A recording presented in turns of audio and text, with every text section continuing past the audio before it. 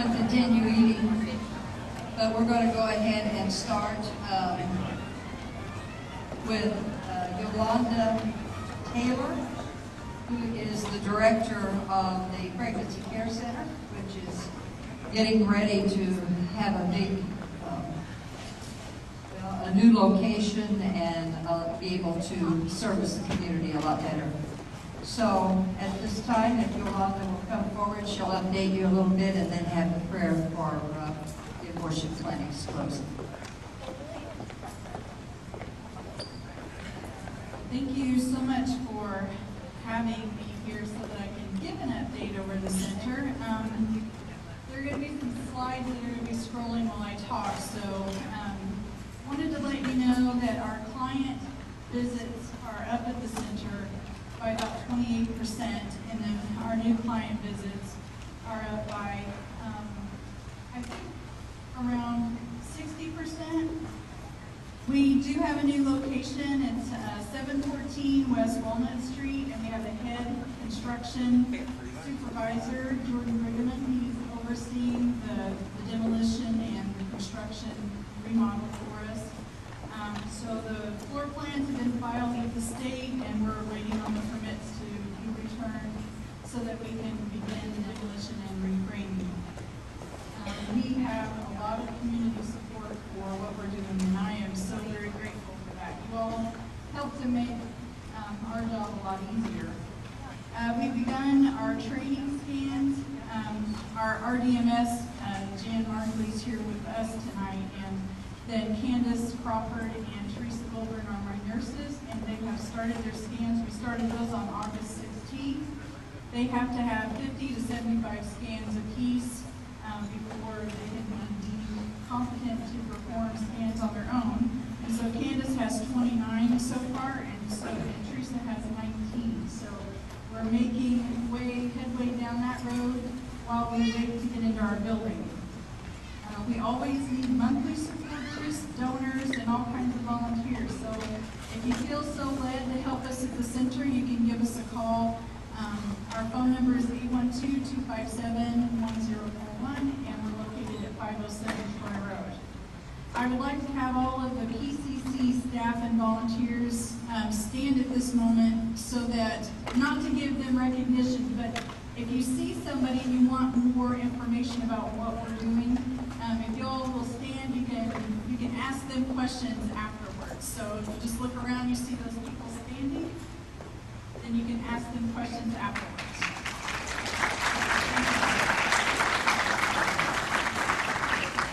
Or you can ask me.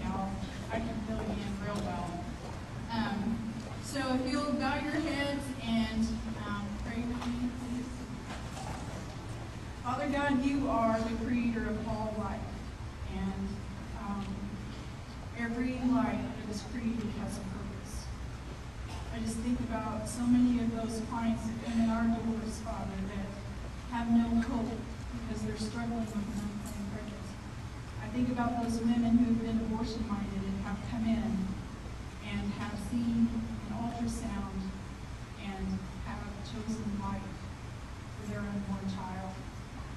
They are just as human as I am standing here. And Father, I know it grieves your heart that these children are being destroyed. We've lost a lot, Father. No, in those lives not being here to be represented, Father. We just ask, God, that you would forgive us of this abomination of abortion, God. I pray, Lord, that you would use centers like ours to help these women know that there is hope, so that they can see that light on that screen and see that little heart beating, God. I just thank you, God, for all those who work hard in the legislative areas to help the laws, to bring about the laws that we need to be able to fight for these little ones, God. So I just ask, God, that you would close places like the Planned Parenthood of Bloomington. I pray, God, that you would just move so that those people would just not want to do that work any longer. They would just walk out the doors, and they would just turn their backs and move into the pro-life movement, Father. I pray for those women who have ever set up that facility, that they would change their mind, that they would seek out sinners like ours. So just pray, Lord, across this land that you would shut these places down. Use us to have our arms open, waiting to welcome these women, Father. We just pray this in Jesus' holy name. Amen.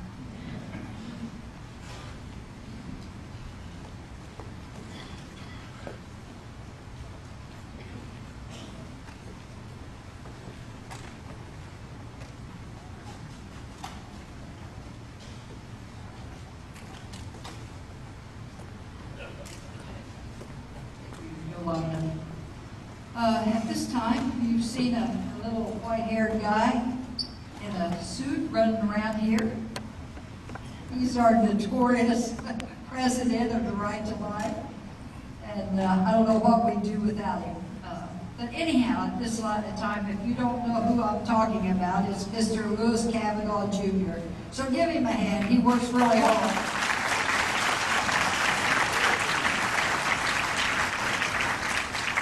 Thank you, Beth. On behalf of the Right to Life, we'd like to thank everyone for coming tonight. This event is co-sponsored by Daviess and Martin County Right to Life. So we're greatly appreciative of all the help we get from both counties. And, also, we want to acknowledge our elected officials that's here this evening. So I'll start off with the county. Pass all to Sam at Daviess County office holders. Sheriff Jerry Harmstride, we stand. Auditor Patrick Hall, Treasurer Elaine Wellman, Prosecutor Dan Murray, Assessor Dennis Eaton, Clerk Janice Williams, and Judge and Circuit Court Greg Smith. Thank you.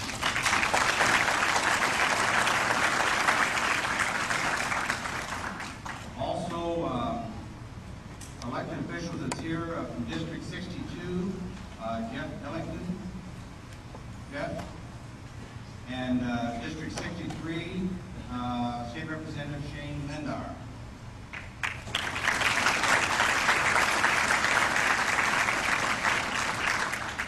Okay, candidates for elective office in Daviess County. Tony Dungeon for District 2 as the County Council. Tony Dungeon.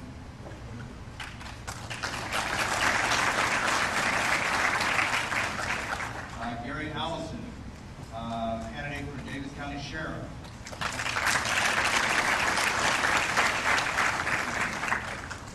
Also for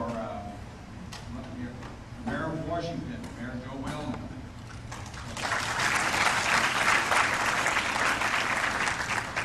A couple candidates here from the Barbados School Board.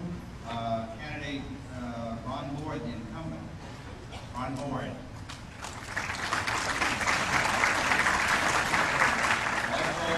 Jody Schulteis is a candidate for Barbados School Board.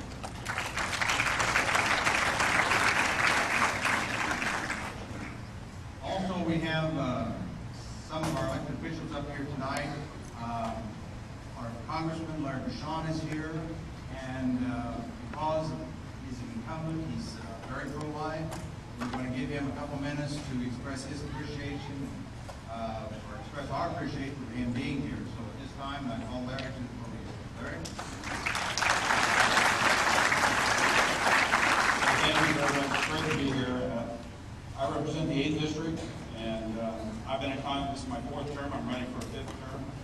And I have a 100% pro-life voting record since I've been in Congress, and that will continue to be that way.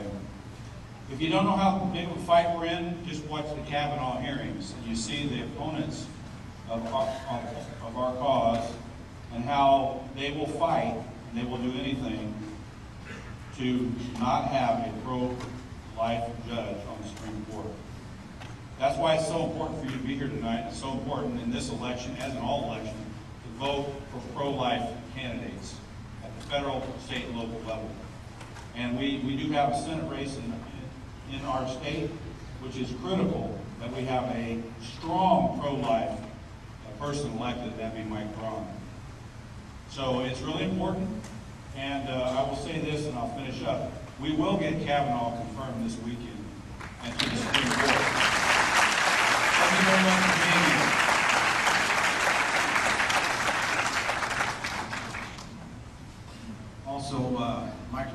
able to make it tonight. His wife is here, Maureen Braun, and when Mike was the state representative, he had a 100% pro-life voting record, and we're very pleased to welcome Maureen Braun here tonight. Maureen?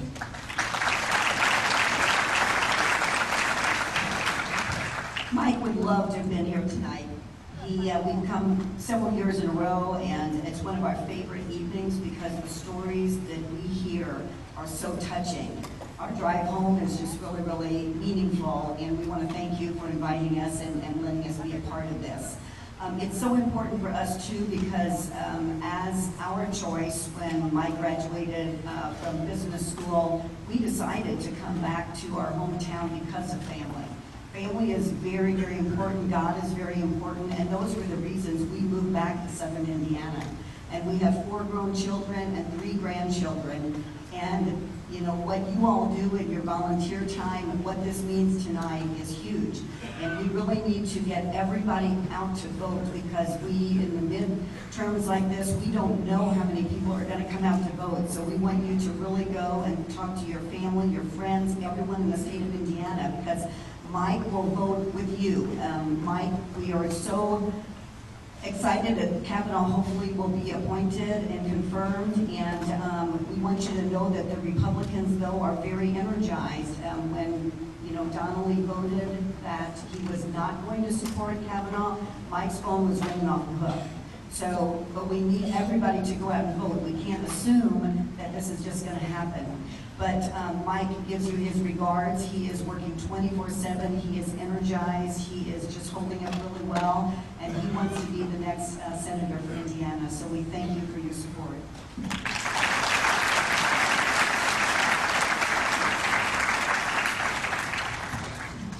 Okay, also at this time, I'd like to introduce Mike Victor, the president of Indiana Right to Life, who's here with us this evening. He has a few words about this Senate race. Mike?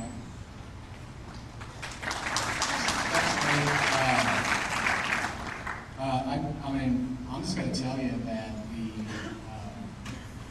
there has never been an opportunity since Roe v. Wade to change the balance of power in the U.S. Supreme Court as there is right now. For everybody in this room that's been working since 1973, there has never been a time where the balance of power could actually shift. We thought that was going to happen with Justice Kennedy. It didn't happen with Justice Kennedy. It was a great disappointment in a lot of ways on the court.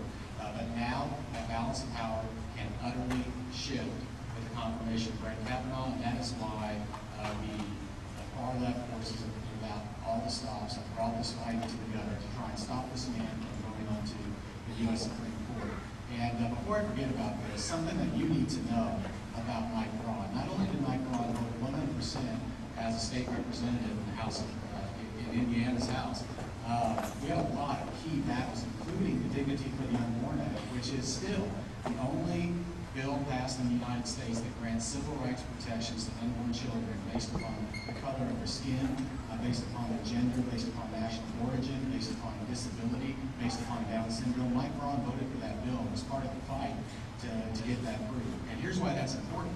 The Indiana Attorney General is going to appeal that to the United States Supreme Court. And we hope that there's going to be a Judge Brett Kavanaugh sitting on that court when Indiana's Dignity for the Unborn Act is heard on appeal.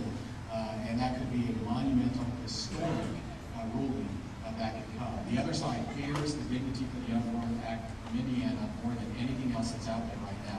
Politico, I think the LA Times, and Planned Parenthood have all cried about how the Dignity for the Unborn Act passed in Indiana, supported by Mike Braun, that could be the death knell of Roe v. Wade.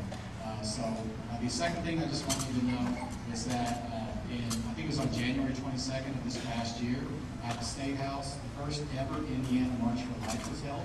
It's going to be an ongoing thing. Some of you are familiar with the Washington March for Life.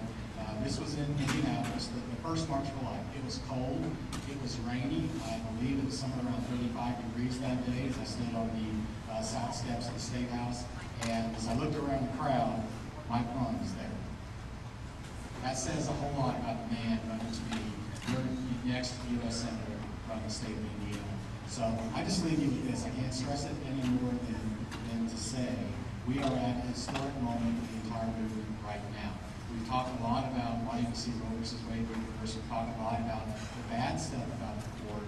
I believe Judge Brett Kavanaugh will be a very, very good thing that's going to happen to the U.S. Supreme Court. He's got to be confirmed to get there.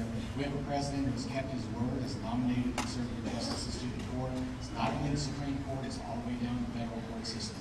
There's a massive overhaul that's occurring right now, that being the completion of the promises of the president. So I just encourage you to do everything you can. And actually, it sounds so simple, but it is absolutely true. Research shows consistently the number one thing that you can do to get out the vote sounds so simple. Call your family, call your friends, make sure every single pro-life person you know gets out and votes on November 6th. Do that, and there will be a huge pro-life groundswell in Indiana this November. Thank you.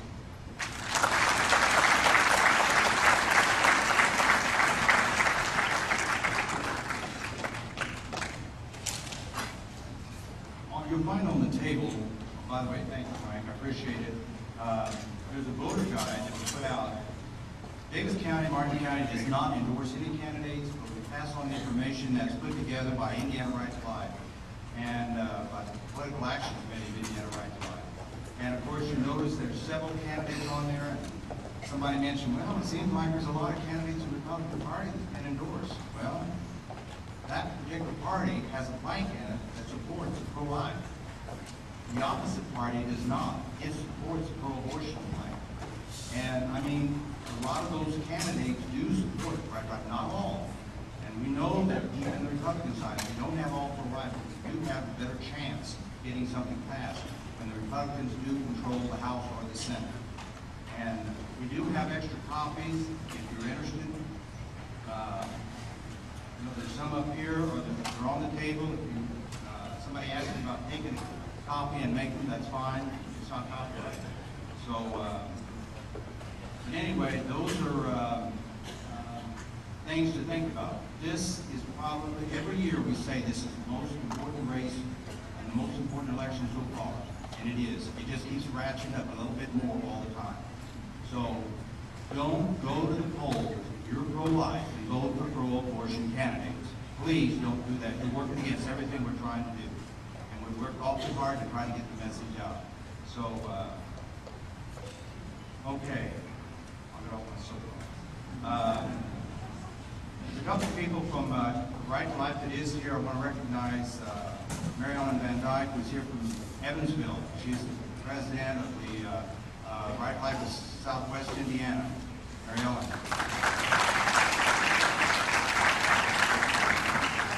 Glenn Schnurm is here from Du Bois County Right to Life. Glenn, glad to have you. Also, Ann McAtee from Martin County Right to Life, who's the president. And with us tonight is Daviess Students for Life. Some of them. I'll just have you to stand up. Go ahead. Stand up. I know Carson Grayhill was there, who was the president last year, who made it on TV during the March for Life. I do want to recognize some of the members of our board that I never do at these banquets. Brett Franklin, who's kind of like the administrative assistant to me. Sharon Herring, who's on the board. Phyllis Daly, who's on the board. Sharon Jones, vice president. Denny Smith, who's secretary. Sharon Height, who's the treasurer in Martin County, is on our board. Van McAtee, Marvin Arvin, and Alan McAtee. Greatly appreciate all the help that they've given me. I know sometimes I push it pretty hard, but we've got a lot to do. Short time to do it. So greatly appreciate their help.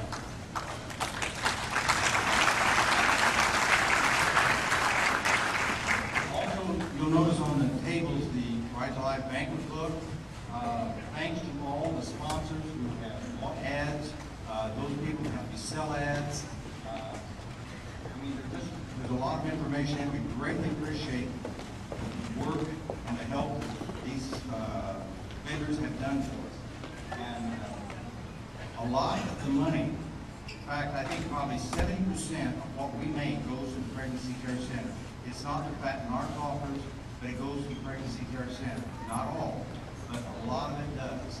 And of course, what Luana mentioned, they've got a lot of work, they've done a lot of work, and there's a lot more to do. But we appreciate all your prayers and do what you can to help. Guys in front here. I'm not not sure I'm following exactly the agenda tonight. Every year we honor an adopted family. This year it's a little bit more of a unique story. And if you notice on the front copy of the book, there's pictures of children, Millie, Regan, Daniel, I'm not going to try to pronounce that. On the back copy is a picture. And it's a very unique story, so I want to take the microphone and let Ed and Christy Carhart, this is their family, and I'm going to let them tell how this all came about. And of course, because of the opioid situation now in our country, this is not a unique situation where a lot of people will adopt more than one child.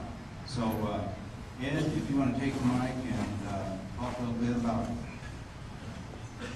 I'm going to give this to Christy because she'll tell you the story probably in a better way than I will. So, that's typically what happens unless he's preaching.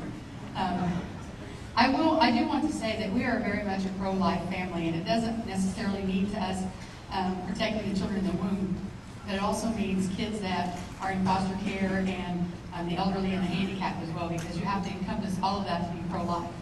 You know, you can't just be pro-life and just encompass one part of it. So, our son, Cole, who's on the very right there, was a senior in high school, and he lives in New York now, so that's why he couldn't be with us. But he was a senior in high school. Amy was probably a sophomore in college, a junior in college, and Ed had came to me one night and said, "Hey, we're going to have an extra bedroom in our house.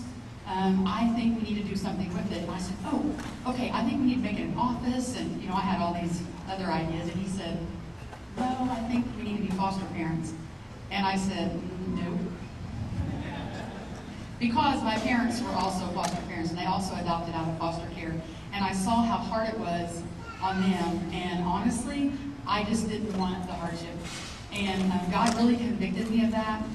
And so it was about 2 months later, we began classes, and we got licensed to become foster parents. Now, I will say that we went into foster care very blinded. We thought that they came in quantities of one. They don't do that. And so when we got the call for our first foster care placement, it was a placement of 4 children. And I was having surgery that day, so Ed made the decision for both of us and said, "Yeah, we'll take them." And so I remember being woke up from surgery, and the doctor said, "Hey, you have to hurry up, Ed's got something to tell you." And we had like an hour to get home before we had a plethora of children. So Millie at the time was 2, Riken was 3, and Daniel was 5, and Janae was 6. And so we were told that they would be there for 28 days. Well, we're now 5.5 years later, and they're still with us. And so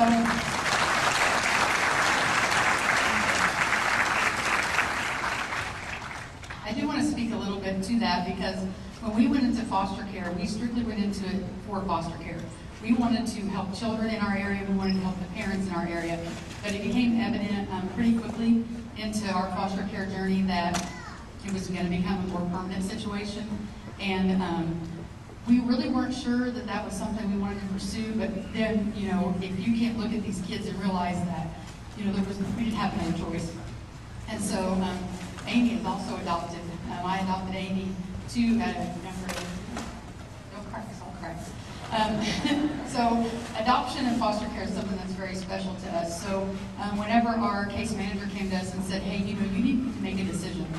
And I said, "Well, what decision is that?" And she was like, "Well, whether you want to adopt the kids or not." And the decision was going to be either we adopt them or they split them up. And in our heart of hearts, we knew we couldn't allow that to happen. And so in 2015, April 22nd, 2015, we adopted the kids.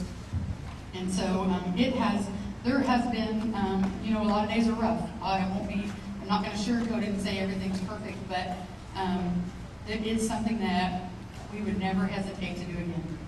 You know, it's brought too much joy to our lives, and I just think to myself, on those days that are rough, I think, what if? You know, what if we hadn't taken them in? And we're not perfect parents by any means, but we give them love and stability, and that's all that they need. So.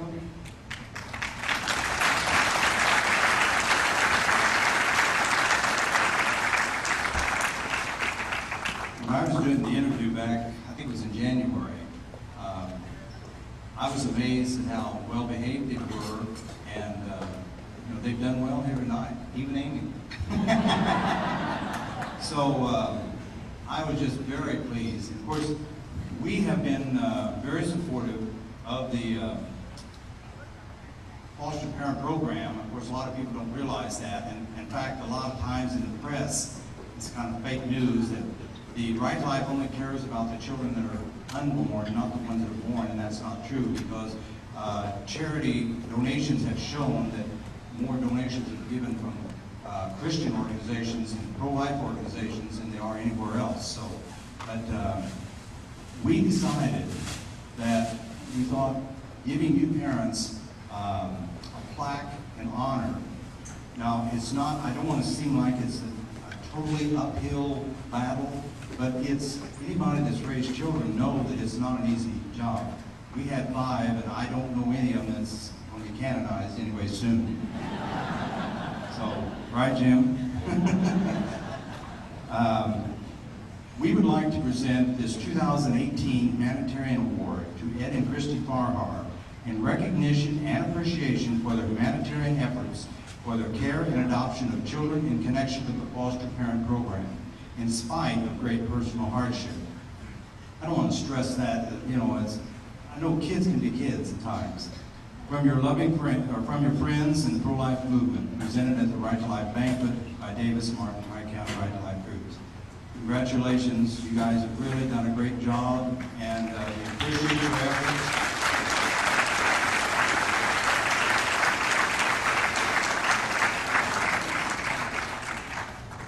We're trying to get a picture here if we can.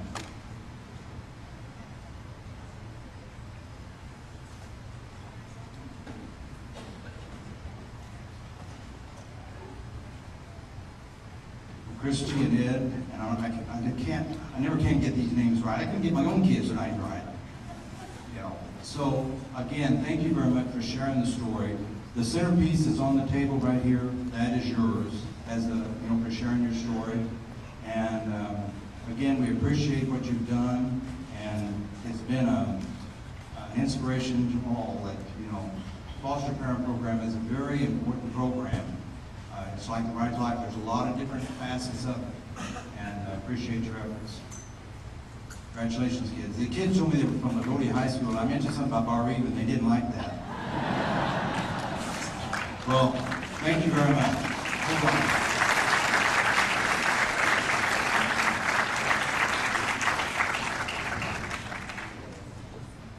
on. Steve Mueller, is Mike here? Would both of you guys come up here?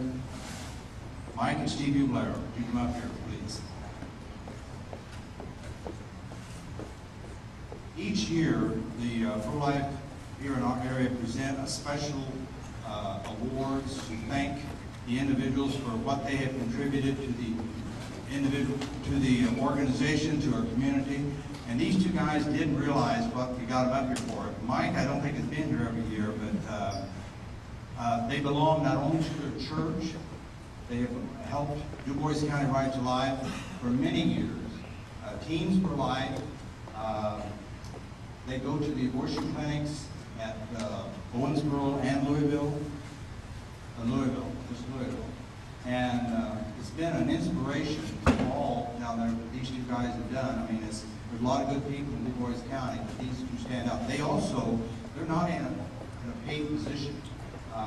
This is all volunteer. They also teach religion classes at the high school. They run a business, Jubilee Oil. You plug in there for Jubilee Oil, that'll cost you. But we were looking at, you know, the different organizations or the people that have done so much, and we would like to take this opportunity to present this special award. And let me put this back on the stand.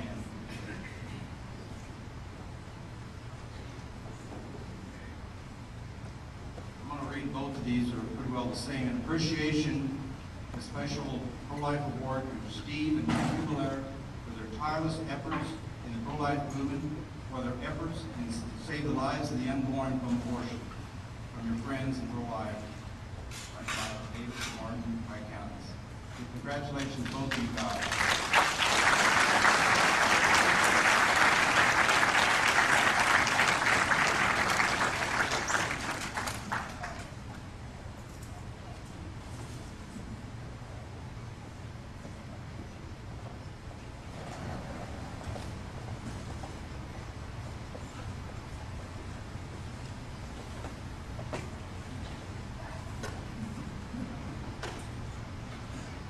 Yeah, I wish I wore a tie tonight. I always wear a tie this thing. Olivia, I have to say one thing. You were my mentor since 1980. We had these large banquets over at in McDonald. And the year that we put Banquet, we ended up being the vice presidency of the United States. That's when the program really put it off in 1980. You were at the helm. I was just a fledgling for a couple of years before I was asked to take over the Supervisor County. Really always put a heck of a program. He was probably the stalwart among all those who he mentored in this area of the pro-life community. So I have to give credit to not only my brother Mike who stood by me, but my wife who encouraged me through all these years, and some good parents that saw the danger already back in 1973 and alerted us to what we made decision that we evolved into. I remember my dad coming down the hallway of the office one day, and he said, "You know, something happened in D.C. today. I think they legalized abortion." And he said, "That's going to nullify all of our Indiana laws that they worked for basically back in the 1960s." And he came back into my office later on that day. He said, "You know what? They can kill kids in the womb. They can kill parents like your mom and dad, Steve. One of these days we'll be old and we'll be expendable." He said, "Well, this has got to be that point now." You look at what I call the left coast, Washington, Northern California, all the euthanasia laws and so forth. That slippery slope is here. And the funny part about it is the older I get, the smarter my dad was. So, anyway, this has been a paid political announcement, but I certainly appreciate it.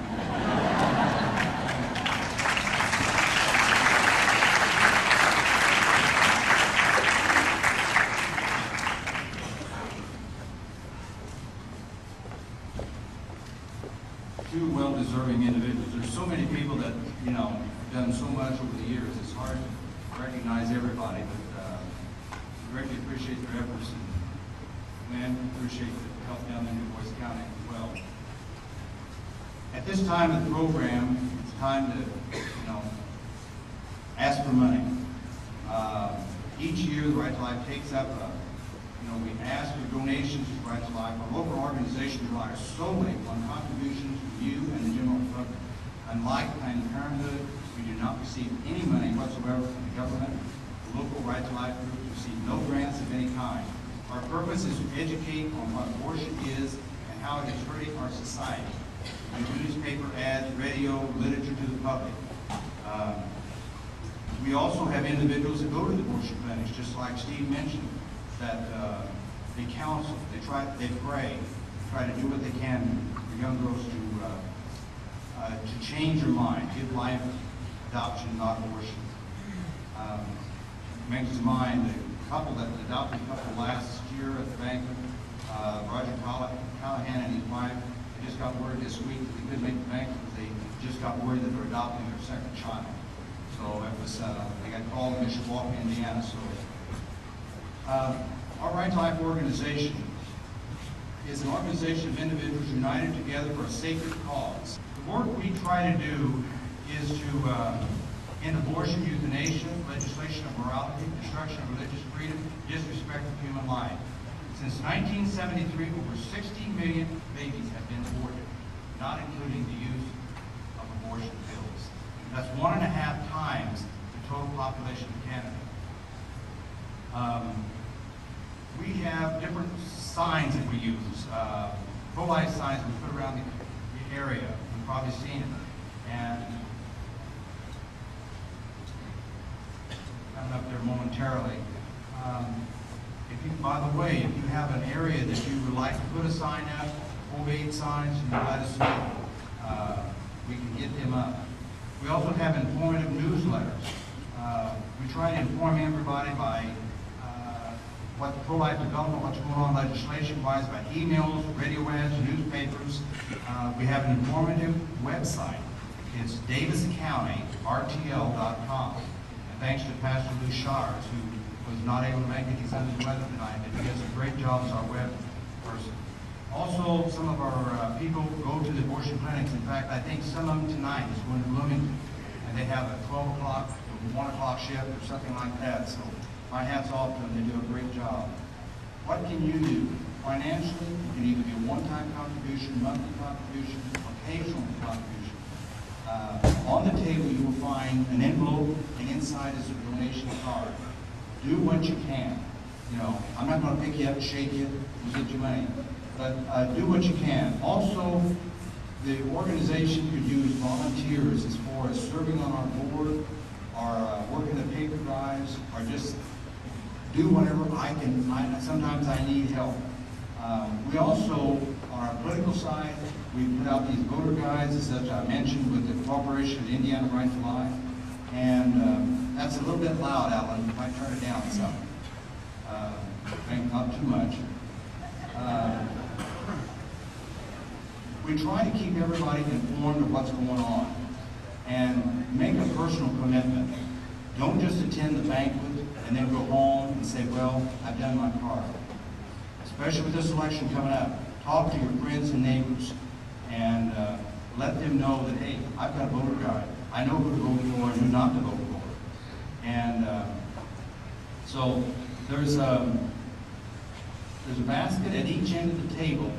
And of course, we're not going to pass it just yet, but after the main speaker, which is coming up next, we will have him put this envelope in the basket, we'll pass it down, and our ushers, you know who you are, will go ahead and collect them up. We might need some help with that too.